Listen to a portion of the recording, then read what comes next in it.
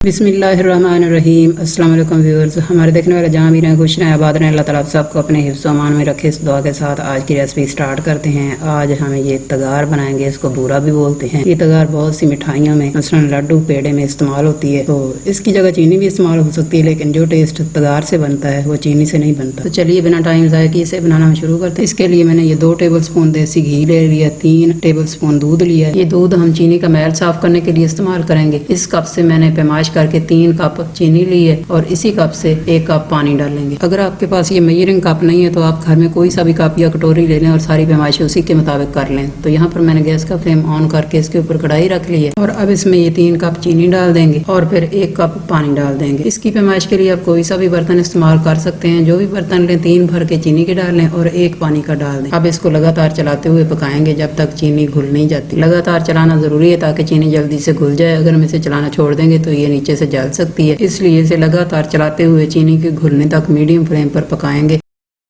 और कुछ देर पकाने के बाद ये देखें चीनी घुल गई है, लेकिन इसमें थोड़ा सा मैल नज़र आ रहा है। तो इसके लिए अब हम इसमें दूध डालेंगे। जो 3 टेबल स्पून दूध रखा हुआ था वो इसके अंदर डाल देंगे और इसे इसी तरह लगातार चलाते हुए पकाएंगे। थोड़ी देर के बाद दूध जो है वो झाग बन कर मैल के साथ ऊपर आ जाएगा। ये देखें अब ऊपर आ गया, तो इसी तरह से चम्मच के साथ ऊपर से उतार देंगे और इस तरह चीनी साफ़ हो जाएगी और इसकी जो गंदगी है वो निकल जाएगी।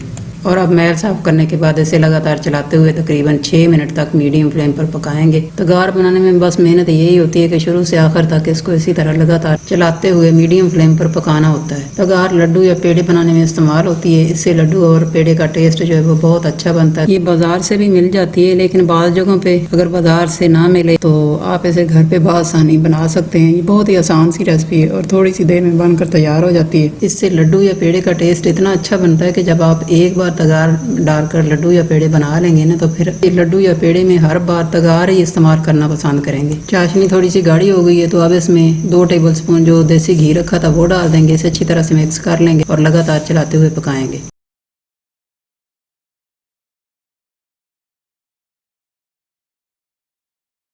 मैंने इसे लगातार चलाते हुए 6 मिनट तक मीडियम फ्लेम पर पका लिया है और आप देख सकते हैं कि चाशनी गाढ़ी हो गई है। ये देखें ड्रॉप्स इसके कितने आहिस्ता आहिस्ता गिर रहे हैं। तो हम इसको चेक करके देख लेते हैं कि ये कितनी गाढ़ी हुई है। इसको मैंने लगातार चलाते हुए मीडियम फ्लेम पर 6 मिनट तक पका लिया है और अब ये देखें इसके ड्रॉप्स कितने आहिस्ता आहिस्ता गिर रहे हैं और ये देखें इसमें एक तार भी बन गया है। तो अब ये बिल्कुल तैयार है। तो अब हम इसे थोड़ा सा स्टर करेंगे तकरीबन 1 मिनट तक और फिर गैस का फ्लेम बंद करके इसे चूल्हे से उतार लेंगे और ठंडा करेंगे लगातार चलाते हुए। और ये देखें मैंने इसे लगातार चलाते हुए 1 मिनट तक और पका लिया है और अब ये देखें चाशनी कितनी गाढ़ी हो गई है। अब ये बिल्कुल तैयार है। अब मैं गैस का फ्लेम नीचे से बंद कर दूंगी और इसे चूल्हे से उतार लूँगी और फिर इसे लगातार चलाते हुए ठंडा कर लेंगे।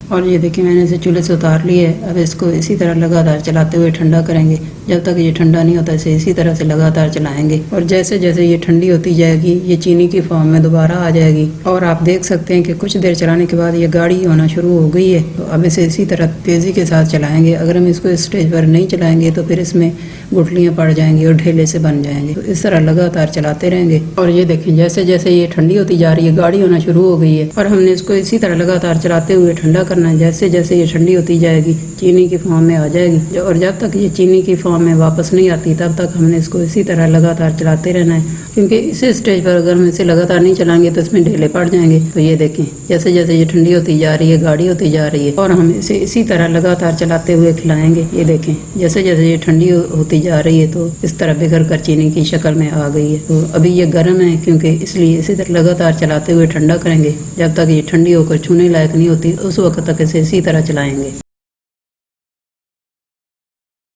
और कुछ देर चलाने के बाद आप देख सकते हैं कि तगार जो है वो अच्छी तरह खिल गई है। अब इसे ऊपर से जो छोटी छोटी डलियां हैं उनको इस तरह दबा दबा कर तोड़ लेंगे। तो अब ये बिल्कुल तैयार है और अपनी असली शेप में आ गई है। ये देखें खिल कर तगार कितनी अच्छी तरह से तैयार हो गई है। चम्मच के साथ ऊपर से इस तरह दबा दबा कर इसे मसल लेंगे ताकि इसमें जो बड़े बड़े टुकड़े हैं वो खत्म हो जाए। तो अब ये देखें हाथ से छूने लायक हो गई है और ये एक सूजी की शक्ल में आ गई है बारीक हो। अब हम इसको छलनी में छान लेंगे ताकि इसमें जो बड़े बड़े टुकड़े रह गए वो निकल जाएं और सूजी की तरह बिल्कुल बारीक तगार बनकर तैयार हो जाए तो इसे छलनी में इस तरह छान लेंगे और जो ऊपर बड़े टुकड़े से बच गए हैं इनको ग्राइंडर में थोड़ा सा चला लेंगे और फिर उसे भी छान लेंगे। ये देखें छलनी में छानने के बाद ये थोड़े से बड़े बड़े टुकड़े निकले हैं। अब हम इनको ग्राइंडर में थोड़ा सा चला लेंगे और फिर इनको भी छान लेंगे। ये देखें छलनी में जो थोड़े से टुकड़े बच गए थे उनको मैंने ग्राइंडर में थोड़ा सा चला लिया था और अब इसको दोबारा से छलनी में डाला है और इसको छान लेंगे। तगार बनाने के बाद अब इससे मुख्तलिफ मिठाइयों की रेसिपी भी मैं अपने चैनल पर आने वाली वीडियोज़ में शेयर करूँगी, इसलिए आप चैनल को सब्सक्राइब कर लें ताकि आने वाली वीडियोज़ का नोटिफिकेशन आपको मिल सके। तो यहाँ पर ये देखें तगार को मैंने तैयार कर लिया है और ये इसकी फाइनल लुक है। अगर वीडियो पसंद है तो इसे लाइक और शेयर कर दें और इसके साथ ही मुझे इजाज़त दीजिए। Thanks for watching. अल्लाह हाफिज़।